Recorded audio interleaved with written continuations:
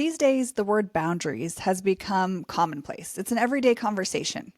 We recognize the importance of boundaries at school, at home, in our professional lives, in our communities. And while boundaries and the importance of boundaries is now widely recognized and understood, at what point do boundaries start trapping us in our status quo? Can they ever not be helpful? Do they limit innovation? When might we want to rethink the limits we've created for ourselves? Welcome back to Come Home to You. I'm your host, Jenny Swim, and I'm so glad you're here today. If this is your first time joining me, thanks for giving us a try, and I hope you find something helpful. So today we are going to talk about boundaries. We're going to explore what boundaries are. I'll give you examples of how they might be showing up in your life. I'll even offer a quick assessment to help you determine where you personally lean on the boundary spectrum. But I also want to invite a different perspective today that we often don't talk about when we cover the benefits of boundaries. And that is, just like anything, there's typically an unhelpful and a helpful version, and boundaries are no different. They can be weak or porous, letting in way more than's healthy or helpful for the function of our systems, or they can be rigid and inflexible, shutting out relationships, ideas, growth, and even innovation. So whether in our work-life balance, our health, wellness, money relationships, wherever they're showing up for you, I invite you to take a curious stance as we talk about boundaries today. I want to offer a metaphor just to start us out to help us relate with our own boundaries. So my brother-in-law is a structural engineer, and he does stress analysis on objects that go to space. I've always thought it's very fascinating. Essentially, his job is to predict how an object or a material will withstand stress and pressure in real-world conditions. What's the load the object can carry? At what point does it fail or flex and weaken? It turns out that engineers and stress analysis has a lot to do with human boundaries. We can oftentimes see ourselves and understand a little bit more about boundaries when we consider what are the conditions for ourselves to hold up reliably, just like those objects that go to space. What are we doing or not doing to keep the integrity of our system? When do we notice little cracks, if you will, within us? What are we doing or not doing? When is the point of failure for our system, however you define that, whether emotionally, in relationships, physically? What are we doing or not doing? Turns out that stress analysis and testing of objects can reveal insights about our human boundaries, whether they're physical, intellectual, emotional, material, or time. There's a lot of different ways we talk about boundaries, but how are we keeping the integrity of our whole person system? And oftentimes we use these boundaries to establish safety, to support that integrity. Today, as we talk, I want you to listen to your own intelligent system, the wisdom that it has to offer you. Consider your own experience with boundaries, with setting limits in your life. As we go forward, I'd invite you to consider, what do healthy, flexible boundaries look like for me? So first, let's level set with a definition of boundaries and how they might be showing up for you. Just at a basic level, boundaries are limits. Limits that help us keep the integrity and healthy functioning of our system. If we take, for example, our personal space, what is something that is not okay for you to bring in your personal space? That's a boundary. That's something you're limiting to keep you safe. And how is that boundary helping you keep the integrity of your system? How does it keep you safe? So that's an example of a physical boundary, something that protects your space, but there can be various types of boundaries. A few common ones include emotional boundaries. And this is how we protect our feelings and keep ourselves separate from someone else, so we're not merging with another person. Physical boundaries, like we talked about, help us protect our personal space. Intellectual boundaries might protect our thoughts and our beliefs, and even what we choose to focus on.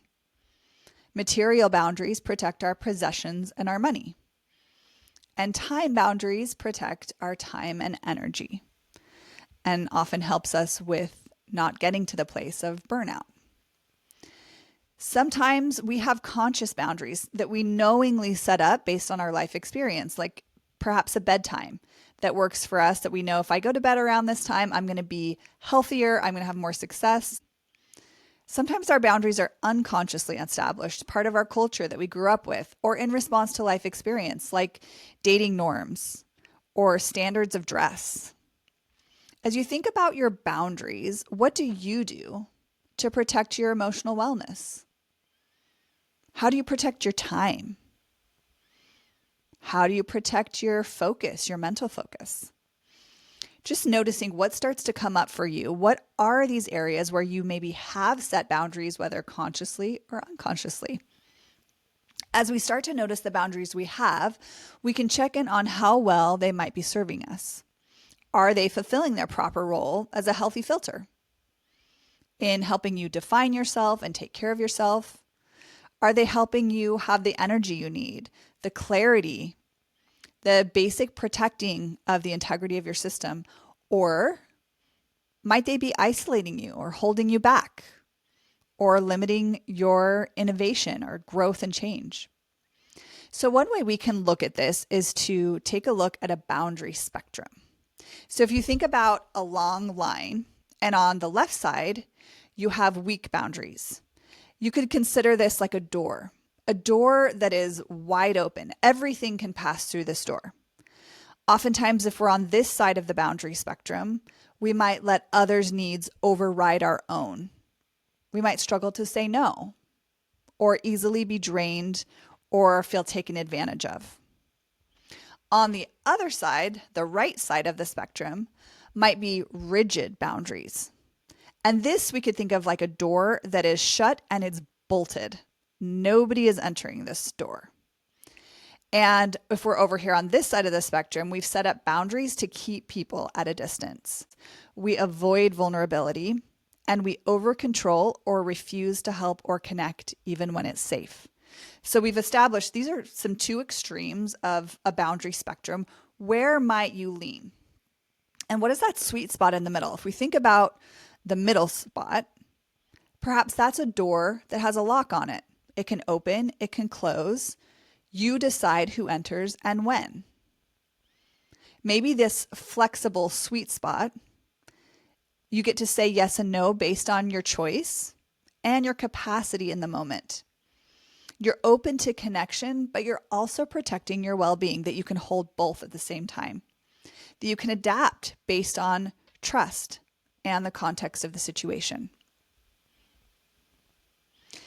I want to acknowledge that there are times where we might need extra boundaries, where maybe our system is compromised. And we can see this in our physical system. Perhaps if we've had a flu or we've had a broken leg we're healing from, there are certain activities that we're not going to do. We might isolate from people so we don't spread the sickness.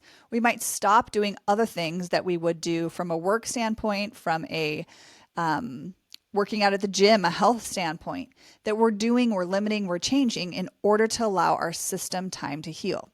And oftentimes people will tighten their boundaries when they experience some sort of shock, something to the system that they weren't expecting. And it's very, very natural to close down, to tighten those boundaries, to tighten that circle around us.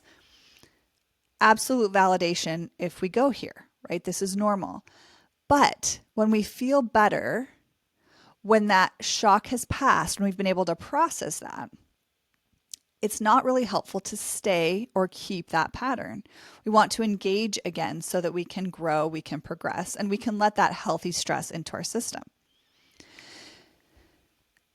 In these cases, it's really important to be deeply honest with ourselves and be thoughtful about when we might be holding a counterfeit boundary, something that feels like it's helping us, and it may be helping us in the short-term comfort, feelings of comfort, but when it may be a long-term limiter. So, when might we want to rethink our boundaries? We know most boundaries are good. The idea of boundaries is good. It's helpful, it's safe, it's natural, it's normal, helps us define who we are, kind of like the outline on a coloring page. We know what that person is because it has an outline drawn around it. But when might we be crossing over into that counterfeit boundary zone or that limiting zone where we're keeping ourselves stuck? I think it's important to know that as humans, we're hardwired to take the path of least resistance, and we're creatures of habit. So anytime we want to change something, we have to do something differently. If we want a different result, we have to do something differently. When we notice that we're complying, or in other words, people pleasing, or maybe we notice we're building a lot of walls to protect ourselves, or maybe we're having this high need or instinct to control. Those are 3 instances that we might want to check in and challenge ourselves. And again, validation, when you find yourself complying, controlling, or protecting, these are the 3 most common reactive tendencies. Most other reactive tendencies can fall into these 3 buckets. So if you find yourself here, you're human and it's okay. But we want to check it and challenge it so we don't stay here. Sometimes, for instance, we think we're being nice. This is on the complying side. We think we're being nice and we say to ourselves, I'm just being kind and agreeable. This boundary is good. Like having this open doorway is really good for me because I'm kind. In reality, it might be that we're giving up our needs to avoid conflict, which often leads to resentment and exhaustion. And it's counterfeit because it's actually not kindness.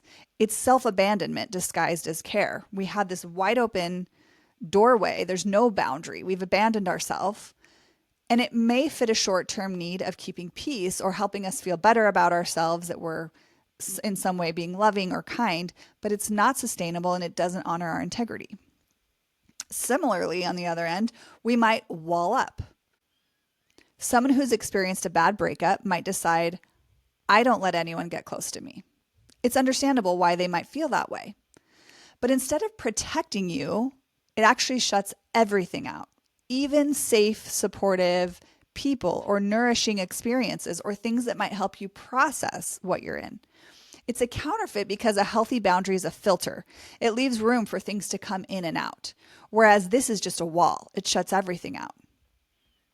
Sometimes we can find ourselves using boundaries as weapons or excuses to cut people, opportunities, or experiences out of our lives because they feel scary, and it's natural to want to protect ourselves against any perceived danger or threat.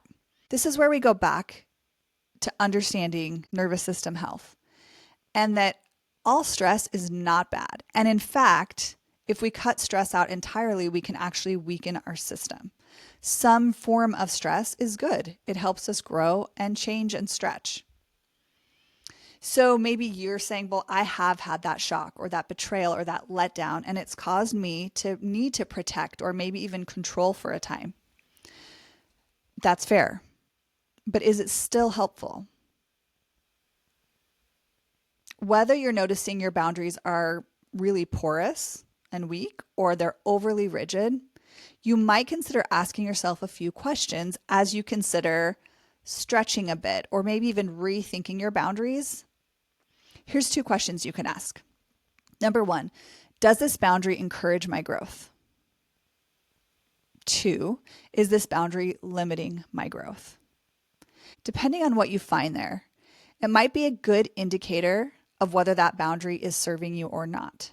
Long term, we want boundaries to encourage growth, to let us continue on our trajectory of change, of learning, of discovery. If you notice something is limiting your growth, you might ask yourself, am I ready for something new? Perhaps there's still areas that you need to process, old trauma or wounds that need to be surfaced and processed. If that's the case, it gives us awareness and opportunity to take care of that.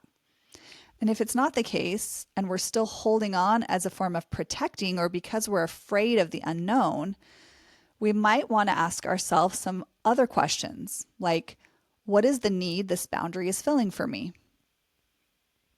Or is some part of me using this boundary as a weapon against someone or something, including myself? What would happen if I adjusted this boundary? As you think about that, what surfaced for you? As we've been talking, has there been any sort of insight or ideas or wonderings you might have about your own boundaries? What has your intelligent whole person system been communicating with you? Adriano Pianesi had some insights on this. He says, quote, "Transformation starts by doing something new. It's not about saying you're not enough as you are. It's about exploring what growth could add to what you've already built." End of quote. As always, I like to offer actionable tools. So today I'm going to offer 2 simple tools that can help whether you find yourself on either end of this boundary spectrum. So the first tool is called the Pause, Check, Choose tool. This one really focuses on not saying yes immediately. You can even say, "Let me check and get back to you." This Pause, Check, Choose tool is exactly what it sounds like. You pause when someone asks something of you. You step back for a minute versus being in that repetitive habit that keeps you responding the way you've always responded. Remember, we like habits. We are hardwired to do what we've always done. So as we step back and take a minute to pause, then we can check in. We can ask ourselves 2 questions. Do I want to do this? And really being honest with ourselves. And do I have the capacity? Do I have the time, energy, and resources to do this? Then we get to choose. And we get to decide from a place of honesty versus obligation. If it's a yes, we can be wholehearted in our yes. We can be all in. If it's a no, we can be kind and clear. We could say something like, "I can't help this time, but I hope it goes well."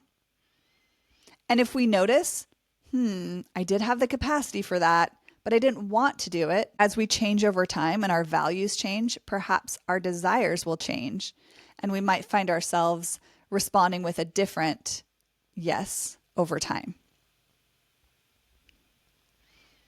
Our tool number 2 is called Test and Adapt. And this one takes us back to our engineering metaphor. In engineering, the test is king.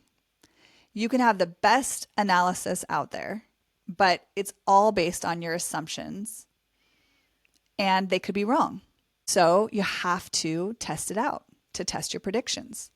This one allows us to do that very thing, to test ourselves, to test our boundaries, and to decide, do I want to adapt a little bit? Is it safe for me to adjust? So for instance, you can pick a lower risk scenario. Maybe social experiences are hard for you. And so you've set some really strong boundaries about really not doing things with people, or it's hard for you to engage in social settings. Perhaps this time you decide to say yes to a 1-hour lunch, whereas you're going to say no to a day outing. You get to test this out. You get to go for that hour lunch knowing it's a limited period of time. Maybe it's with someone you already know, and you have an easy out. If something happens and you need to end lunch earlier, it's okay. Notice how you feel in that situation. Was it okay? Maybe it was uncomfortable, but it was still okay. Or were you in a place of complete overwhelm? We recognize there's a zone of comfort that we're in. That zone is not the place we grow.